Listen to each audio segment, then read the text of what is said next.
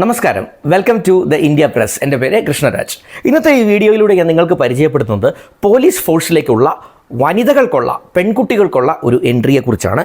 അതായത് വനിതാ പോലീസ് കോൺസ്റ്റബിൾസിനെ വനിതാ പോലീസ് ബറ്റാലിയനിലേക്ക്, അതും കേരള പോലീസ് ഒരു നോട്ടിഫിക്കേഷനിലൂടെ പബ്ലിക് സർവീസ് കമ്മീഷൻ നോട്ടിഫിക്കേഷനിലൂടെ ഇൻവൈറ്റ് ചെയ്തിട്ടുണ്ട്. അതായത് കാറ്റഗറി നമ്പർ 582/2024 എന്നുള്ള നോട്ടിഫിക്കേഷനിലൂടെയാണ് ഈ ഒരു കാര്യം ഇൻവൈറ്റ് ചെയ്തിരിക്കുന്നത്. അതുകൊണ്ട് സ്പെസിഫിക്കലി വനിതാ പോലീസ് കോൺസ്റ്റബിൾമാർക്ക് വേണ്ടി മാത്രം ഉള്ള തിരഞ്ഞെടുപ്പാണിത്, അതും വനിതാ പോലീസ് ബറ്റാലിയനിലേക്ക് കേരള പോലീസിൻ്റെ. അപ്പോൾ ഈ ഒരു ഓപ്പർച്യൂണിറ്റിയെക്കുറിച്ച് നമുക്കൊന്ന് നോക്കാം. Once again welcome back to this channel.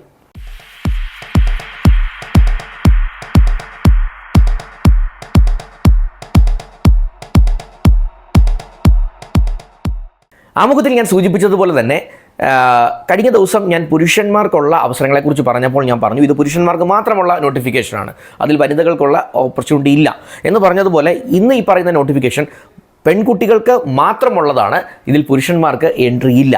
അതുകൊണ്ട് തന്നെ പെൺകുട്ടികൾക്ക് പോലീസ് ഫോഴ്സിൻ്റെ ഭാഗമാകാൻ ആഗ്രഹിക്കുന്നവർക്ക് ഒരു മികച്ച അവസരം കൂടിയാണ് ഇത് എന്ന് ഓർക്കുക.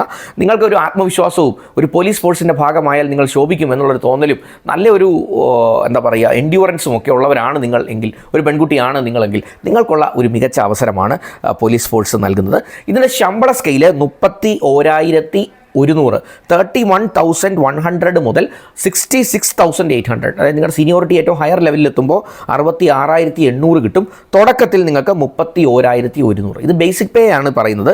ഇത് കൂടാതെ മറ്റ് അലവൻസുകളും കാര്യങ്ങളും ഒക്കെ HRA DA ഒക്കെ ഇതിൻ്റെ മുകളിൽ വരുമെന്നുള്ള കാര്യം പ്രത്യേകം ഓർക്കുക. ഈ ഒരു എമൗണ്ട് അല്ല നിങ്ങൾക്ക് കിട്ടുക, ഇതിൽ ഒരു ഹയർ എമൗണ്ട് കിട്ടും എന്നുള്ള കാര്യം കൂടി ഒന്ന് മനസ്സിലാക്കുക. അപ്പോൾ ഇതിൻ്റെ എക്സാക്ട് നമ്പർ ഓഫ് ഓപ്പർച്യൂണിറ്റീസ് ഇവർ ഡിസ്ക്ലോസ് ചെയ്തിട്ടില്ല, അത് പുറകെ നോട്ടിഫിക്കേഷനുകളിൽ വരുന്നതാണ്. പുരുഷന്മാർക്ക് ഈ ഓപ്പർച്യൂണിറ്റിയിൽ ഇല്ല എന്നുള്ള കാര്യം, ഈ നോട്ടിഫിക്കേഷൻ പ്രകാരം അപ്ലൈ ചെയ്യാൻ പറ്റില്ല എന്നുള്ള കാര്യവും ഓർക്കുക. ഇത് നേരിട്ടുള്ള PSC നടത്തുന്ന നിയമനമാണ്. ഇതിൻ്റെ ഏജ് ലിമിറ്റ് 18 വയസ്സ് മുതൽ 26 വയസ്സ് വരെയുള്ള പെൺകുട്ടികൾക്ക് മാത്രം ഉള്ള ഒരു അവസരമാണ്. അപ്പോൾ ഇതിൻ്റെ വിദ്യാഭ്യാസ യോഗ്യതകൾ എന്തൊക്കെയാണ്, അല്ലെങ്കിൽ ഇതിൻ്റെ കേപ്പബിലിറ്റി, നിങ്ങൾക്ക് എന്തൊക്കെ കഴിവുകൾ അല്ലെങ്കിൽ എന്തൊക്കെ തരത്തിലുള്ള വിദ്യാഭ്യാസ യോഗ്യതകൾ ഉള്ളവർക്ക് അപ്ലൈ ചെയ്യാമെന്ന് ചോദിച്ചാൽ അടിസ്ഥാനപരമായി ഹയർ സെക്കൻഡറി അല്ലെങ്കിൽ +2 പാസ്സായവരായിരിക്കണം എന്നുള്ളതാണ് ഒന്നാമത്തെ കാര്യം.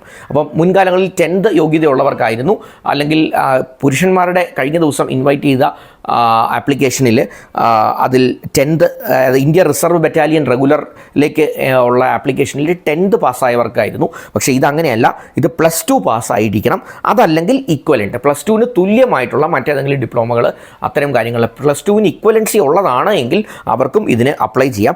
ഇനി ചില ഫിസിക്കൽ എൻഡ്യൂറൻസ് നാച്ചുറലി പോലീസ് ഫോഴ്സിലെല്ലാം ഉള്ളതുപോലെ തന്നെ ഫിസിക്കൽ എൻഡ്യൂറൻസ് വേണം. അപ്പോൾ +2 അടിസ്ഥാന യോഗ്യതയാണ്. അത് കൂടാതെ ഫിസിക്കൽ എൻഡ്യൂറൻസിൽ 157 സെൻറ്റിമീറ്റർ 157 സെൻറ്റിമീറ്റേഴ്സ് ഉയരം ഉള്ളവരായിരിക്കണം നിങ്ങൾ.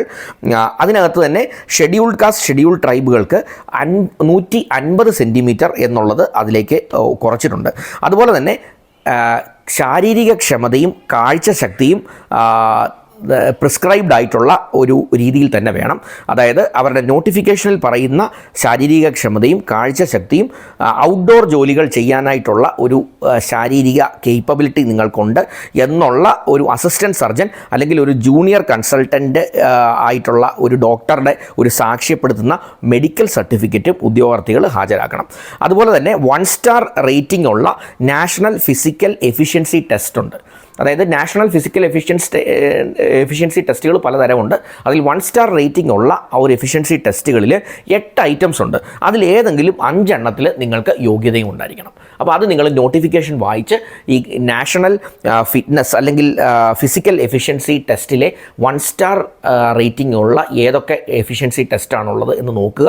അത് 8 എണ്ണമാണ് അവർ ലിസ്റ്റ് ചെയ്തേക്കുന്നത്. ഈ 8ൽ ഏതെങ്കിലും 5 എണ്ണം നിങ്ങൾ ക്ലിയർ ചെയ്യാനായിട്ടുള്ള കഴിവ് നിങ്ങൾ വളർത്തിയെടുത്തിരിക്കണം. അതിനുള്ള ടെസ്റ്റ് നിങ്ങൾക്കുണ്ടായിരിക്കും, അത് നേരിട്ട് നിങ്ങൾ ചെയ്യേണ്ടതുണ്ട്. അപ്പോൾ ഇത്രയും കാര്യങ്ങൾ ചെയ്ത് നിങ്ങൾക്ക് അതിനുള്ള കേപ്പബിലിറ്റി ഉണ്ട് എങ്കിൽ നിങ്ങൾക്ക് ഇതിന് അപ്ലൈ ചെയ്യാം. ഇതിൻ്റെ ലാസ്റ്റ് ഡേറ്റ് ഓഫ് ആപ്ലിക്കേഷൻ 29/1/2025 ആണ്. അപ്പോൾ അതിനുള്ളിൽ നിങ്ങളത് അപ്ലൈ ചെയ്യണം.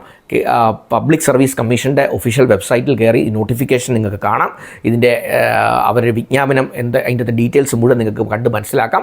അതിനെ ബേസ് ചെയ്ത് നിങ്ങൾ വൺ ടൈം രജിസ്ട്രേഷൻ ചെയ്ത ഒരു കാൻഡിഡേറ്റ് ആണെങ്കിൽ നിങ്ങൾക്ക് അപ്ലൈ ചെയ്യാൻ സാധിക്കും. അപ്പോൾ 29/1/2025 എന്ന് പറയുന്നത് ബുധനാഴ്ചയാണ്. അന്ന് രാത്രി 12 മണി വരെ നിങ്ങൾക്ക് അപ്ലൈ ചെയ്യാനുള്ള അവസരമുണ്ട്. അപ്പോൾ അത് മികച്ച ഒരു ഓപ്പർച്യൂണിറ്റിയാണ്.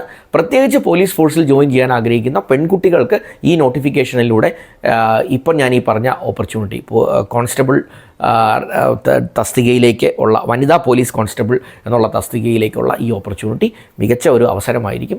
അതുകൊണ്ട് ഒന്ന് അപ്ലൈ ചെയ്യാൻ ശ്രമിക്കുക. +2 കഴിഞ്ഞവരാണ് നിങ്ങൾ എങ്കിൽ.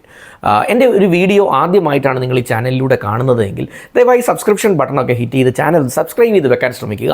ഞാൻ എല്ലാ ദിവസവും ഇത്തരത്തിലുള്ള തൊഴിലവസരങ്ങളുമായി ബന്ധപ്പെട്ട വീഡിയോസ് പോസ്റ്റ് ചെയ്യാറുണ്ട്. അത് നേരിട്ട് നിങ്ങളിലേക്ക് തന്നെ എത്തും.